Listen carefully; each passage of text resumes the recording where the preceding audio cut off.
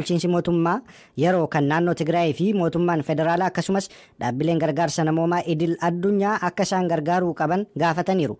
Namoonni hiriira nagaa kanarratti hirmaatan waliigalteen Piriitooriyaatti mootummaan federaalaa fi humni adda bilisa baasaa uummata Tigraay waliif mallatteessan guutummaan hojiirra ooluun qe'ee keenyatti deebi'uu qabna jechuun gaafataniiru. Namoota magaalaa Maqaleetti hiriira ba'aniiran keessaa aadde Ajabnesh Mallas Humaraa irraa buqqa'uu isaanii himuun hojjennee jiraachuu barbaannaa mana keenyas yaanneerra jechuun sagalee Ameerikaatti himaniiru. Bakka buutonnii fi qindeessitoonni hiriirichaa hoogganaa biiroo bulchiinsaa kan yeroo naannoo Tigraay obbo Amaanu'eel Asaffaa waliin kan mari'atan yommuu ta'u gaaffiin isaanii sirrii ta'uu fi irraa fudhachuu ibsuun dhimmicha irrattis biiroon isaanii akka hojjetu ibsaniiru jechuun Maqaleerraa kan gabaase Mulgeetaa Asbahaati. Bara baajataa 2014 akka lakkoofsa Itoophiyaatti Inistituutiin Abbaa Gaar Itoophiyaa magaala Shaggar keessatti manoonni seeraan alaan diigaman jiraachuu isaanii ibsuudhaan komiiwwan 100,000 fudhachuu isaa ibsee jira. Inistituutichi namoota manni jalaa diigamee fi beenyaan tokkollee akka hin kaffalamneef ibseera. Gabaasni kun sittaanii dhiyaata. Itoophiyaatti Inistituutiin Abbaa Gaar kan iyyannaa dhaggeeffatu bara baajataa bara 2014 akka lakkoofsa Itoophiyaatti bulchiinsa naannoo Oromiyaa magaalaa Shaggaritti manneen jireenyaa seeraan alaa diiguu waliin walqabate komiiwwan 100,000 fudhachuu isaa beeksise. Hoogganaan Inistituutichaa Dr. Indaale Haayilee sagalee Ameerikaatti akka himanitti bara baajataa darbe kanarratti komiiwwan 100,033 kan fudhate ta'uu himuun komiiwwan kanneen keessaa 100,000 kan ta'an naannoo Oromiyaa magaalaa Shaggar akka haaraatti hundaa'uu waliin walqabate ijaarsa seeraan alaa diiguu kan jedhuun manneen jireenyaa namoota diigamuudha jedhan. Maqaa ijaarsa seeraan alaa diiguu jedhuun tarkaanfiiwwan fudhatamaniiran dhiibbaa mirga namoomaa hanqina bulchiinsa gaarii fi bulchiinsa walqixxummaa irratti hin hundoofne of keessaa qaba jedhan. Komiiwwan nu bira dhufan kunneen kanneen manneen jireenyaa isaanii jalaa diigameeruuf beenyaan tokkollee gama bulchiinsa naannichaatiin akka hin kaffalamneefillee agarsiisas jedhan. Kanaan dura dhimmuma wal fakkaatu irratti deebii kan kennan kantiibaan magaalaa Shaggar Dr. Tashoome Addunyaa manneen diigaman kanneen eeyyama ijaarsaa hin qabnedha. Kan hojjenne dhimma olaantummaa seeraa hojiirra oolchuudha. Manneen kunneen osoo hin diigamiin duras warra ijaarsicha raawwataniif dursamee beeksifameera ture jedhan jechuun Finfinneerraa kan gabaase Gabra Mikaa'el Gabra Madiini. Abbaan taayitaa dhaabbata biroodkaastii Itoophiyaa tamsaasa televezyiinii dhaabbata Mahabara Qiddusaan jedhamee beekamu torban darbee kaasee ugguree jira. Abbaan taayitaa biroodkaastii Itoophiyaa tamsaasa televezyiinii kanaa kan dhaabsise qabeeyyeewwan amantaa keessatti jibbaa fi hokkora uumuu danda'anu tamsaasaa jira jechuudhaan paartiin mormitootaa Iizamaanii fi Innaat paartiin abbaan taayitaa biroodkaastii Itoophiyaatii fi mootummaan Itoophiyaa walabummaa yaada ibsachuu kabajuu qabu akkasumas immoo dhimma miidiyaa keessaa seenuu hin qabanu jechuudhaan ibsuu isaanii Edan Garramoo gabaastee jirti. Yommuu gara oduu biraatti darbinummoo humnoonni warreen Sudaan keessatti wal lolaa jiran lola dhaabuudhaaf erga walii galanii guyyaa 7 ta'us ammayyuu biyyattii keessatti waraanni akka taasifamaa jiru dhaabbata mootummoota gamtoomaniitti bakka bu'aan jilli addaa dhimma Sudaanii mana maree nageenyaa mootummoota gamtoomaniitti ibsanii jiru. Oduu kana dabalataan Mitikkuu Targaa qaba. Humnoonni waraanaa Sudaan keessatti wal waraanaa jiran lamaan waraana dhaabuuf waliigalteerra erga ga'anii guyyoonni 7 lakkoofsifamanis ammas waraanni akka hin dhaabbanne jiraattonni himu.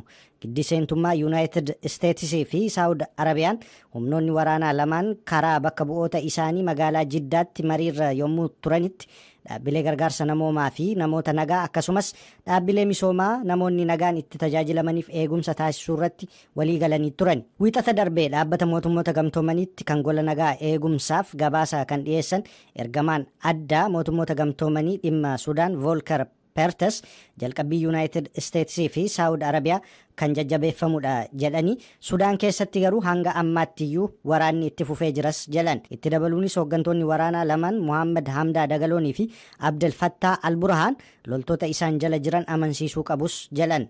qaamonni wal waraanaa jiran lamaan fedhii uummata Sudaaniif bakka kennuun waraana dhaabanii wal dhibdee isaanii karaa nagaa akka furataniif waamicha dhiyeessaniiru. Pertes dubbii isaanii kana keessatti waraana Sudaan keessatti torban shanaffaaf deemaa jiruun daa'imman 190 dabalatee namoonni 700 ol lubbuu isaanii dhabaniiru. Kanneen 6,000 ta'an immoo madaa'aniiru. Kanneen miiliyoonaa ol ta'an immoo qe'ee isaaniirraa buqqaaniiru. Kanneen keessaas namoonni 250,000 ta'an biyyoota ollaatti baqataniiru jedhan.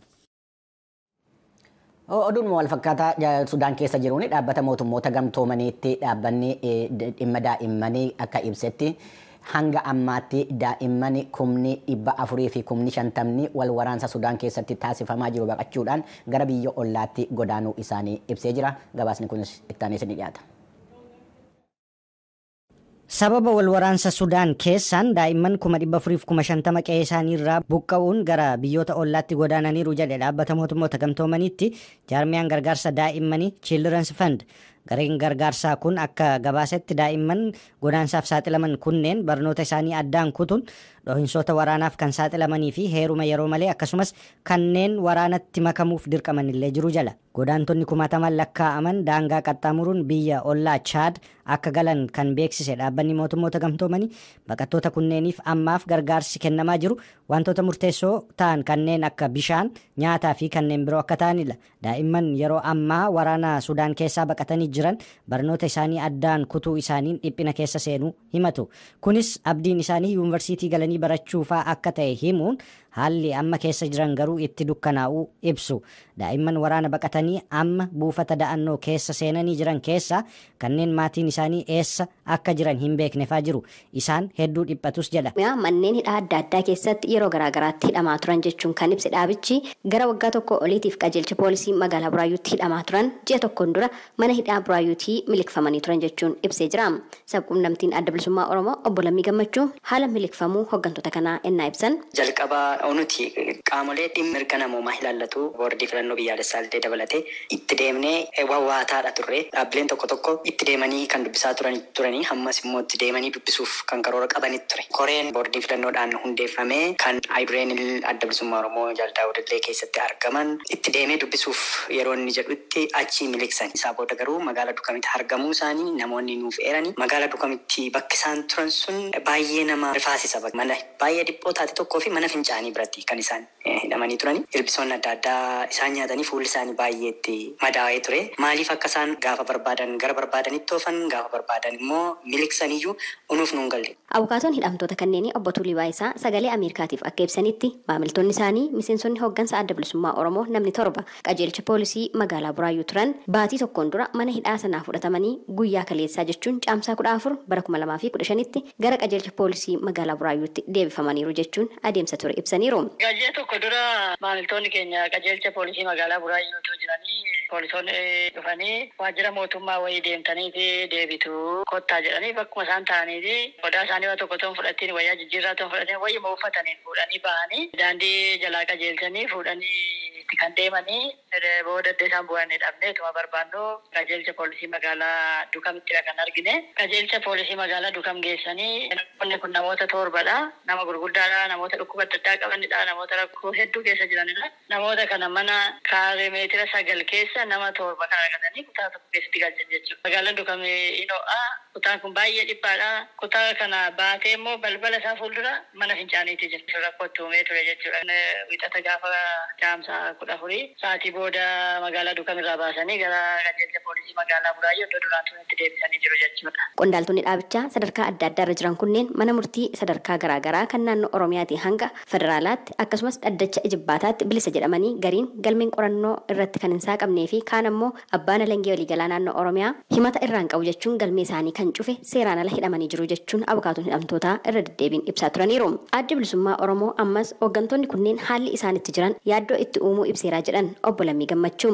Namni shakkamaan tokko itti qabamu qabinsa loon itti hin qabamne hin qabamaniiti rakkina keessadha kan isaan turani. Kan isaan miliqsanis maaliif akka isaan miliqsan hin beeknu. Guyyaa tokko tuma olii gadi miliqsanii jaallan kana kitima godhanii yookaan lubbuu isaanii hunda fixuu danda'a. Murni akka kanaatti isaaniin hiraarsaa jiru kun yaaddoo keenya. Rakkoon isaanitti jiran tokko lama jedhanii lakkaa'uun namatti cimullee har'as taanaan kan qaamaatti hir'ate wiilcheeriidhaan deemaa jiru jaalkenna isaan nam tokkodha. kanarrattu dhibeensaa daran itti jabaataa kan guyyaadhaa guyyaatti deemaa turedha. Poolisoonni yeroodhaan hin geessanii. Dhimma hidhamtoota kanaa ilaalchisuudhaan Koomishinii Mirga Namummaa Itoophiyaa Boordii Filannoo Biyyoolessaa fi Biiroolee Mootummaa kan naannooti hanga federaalaatti kan dhimmichi ilaallaturraa deebii argachuudhaaf carraaqqiin irra deddeebiidhaan taasisne har'aaf milkoofne. Haa ta'u malee kanaan dura seeraan ala hidhamuu miseensota hooggansa adda bilisummaa Oromoo ilaalchisuudhaan kan sagaleen Ameerikaa gaafatee ture Koomishinarri Poolisii Oromiyaa Araarsaa Mardaasaa yeroo deebisan kan hidhame qondaaltota adda bilisummaa Oromoo miti. Namni galmee qorannoo hin qabne harka poolisii hin jiru jechuun deebii kennuun isaanii ni yaadatama. Dhimmuma hidhamtoota kanneen ilaalchisuudhaan kanaan dura ibsa kan baasee ture immoo Koomishinii Mirga Namummaa Itoophiyaas hooggansi adda bilisummaa Oromoo qajeelcha poolisii Buraayyuu keessatti hidhamanii jiran adeemsa seeraa kan faallessuudha jechuudhaan hatattamaan akka hiikaman yookaan immoo qaamni dhimma irraa qabu adeemsa seeraa akka hordofuu jechuun hubachiisuun isaa ni yaadatama. Gabaasa sagalee Ameerikaatiif Tsaahii Daamxoo Finfinneerra. Hayyee qophiin keenya itti aanu immoo qophii torbanii waa'ee uummata Oromoo kana beektuu laata kan jedhudha. Baatiin keessa jirru caamsaan as Yuunaayitid Isteetsi keessatti barattoonni barnoota sadarkaa adda addaa xumuran ji'a itti eebbifamuudha. Qophii keenya har'aa keessatti dargaggeessa baadiyyaa biyya keessatti narsii turee fi amma doktera wal'aansa fayyaa ta'ee eebbifame gara barnoota wal'aansa sammuutii fi lafee dugdaa yookaan immoo niirooserjiinii ta'uudhaaf deemaa jiru wajjiniin haasaa taasifameedha. Dooktar Bushaa Tasfaayee Hiikaa jedhamu jaallanneetu wajjiniin haasa'e itti dhiyaata. Dooktar Bushaa Tasfaayee Hiikaa gaaffii keenyaaf deebii kennuuf dhiyaachuu keessanii maqaa raadiyoo sagalee Ameerikaan guddaa galatoomaa. Baga milkaa'inaan immoo barumsa keessan xumurtan. Anis carraa kana naaf kennuu keessaniif hedduu galatoomaa ulfaadha. Egaa dooktar seenaa keessan jalqabuudhaaf yeroo biyya turtan hojii maalii hojjetaa turtan naannoo kamitti? Biyya yeroon ture kilinika narsiin ture aanaa waamaa hagaloo bakka jedhamutti godina Wallaggaa Bahaa hojjechaan ture jalqabaa magaalaa baadiyaa xiqqoo Haleeluu Hagaloo bakka jedhamtutti. Kilinika tokkorraa narsii ta'ee hojjechaan ture.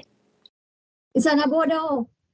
Sana booda waajjira eegumsa fayyaa aanaa waamaa hagaloo irratti itti gaafatamaa ta'ee illee hojjechaan ture. Egaa gara Ameerikaa dhufuun attamitti? Carraa DV'dhaatiin dhufe gara Ameerikaa. Egaa dhuftanii jechuun carraa DV'dhaanii waggaa meeqa? Amma waggaa 10 ol ta'ee jira.